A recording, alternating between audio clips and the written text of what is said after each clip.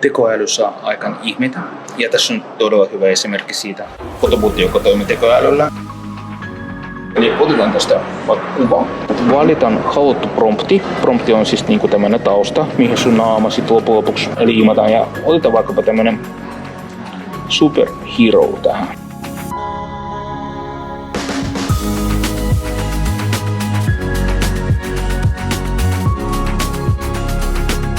Mutta hieno se luku tähän. Tämän voi jakaa esimerkiksi tekstarina. Pistetään numero tohon, noin. Sitten kun ruksataan markkinointilupaa, eli tää on täysin GDPR-turvallinen. Hetken päästä saat tekstarina sen, ja tietenkin tämän voi jakaa maililla, QR-koodilla, AirDrop tai WhatsApp.